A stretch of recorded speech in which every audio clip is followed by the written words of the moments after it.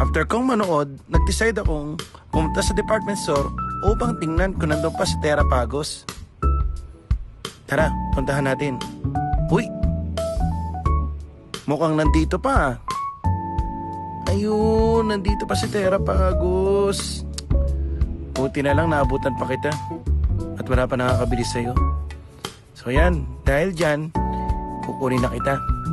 Baka makuha ka pa eh. Pero nakuha ko siya, yun, nanood pa ako ng music na nag-violin, and then yun, pauwi na tayo. Palakad tayo, yan, lumabas na tayo sa mall. Sabi, tingin-tingin sa kaliwat kanan, syempre tatawid. At minakita ko dyan, mamaya pakita ko sa inyo.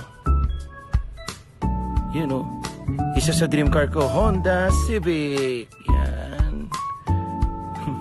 Napaisip tuloy ako, what if may Civic na ako, no? So, yan, habang lalakad ako muni-muni, nag-decide akong kunan ang SM Santo Tomas. By the way guys, ito yung terminal ng ating mall. Ito yung harapan ng ating mall dito sa SM Santo Tomas. Yan, ganda no? So, nakaka-excite umuwi at i-unbox ang ating Terrapagos. So, ito na nga. Yan. So, mapapansin nyo po ang ating box. Napakaganda naman, no? Bagong-bago. Yan. So, yan ay isang Pokemon ST made by Tommy, made in Vietnam. Yan. So, buksan na natin.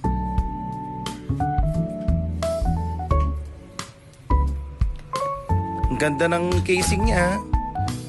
Nakakahon tapos saka plastic para talagang hindi masisira.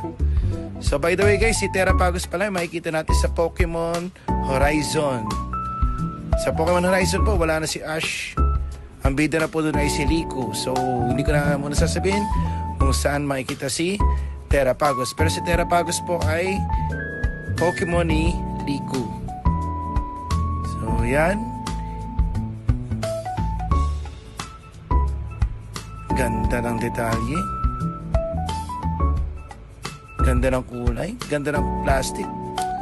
Sige guys, i-enjoy ko muna ito si Terrapagos. Bye-bye!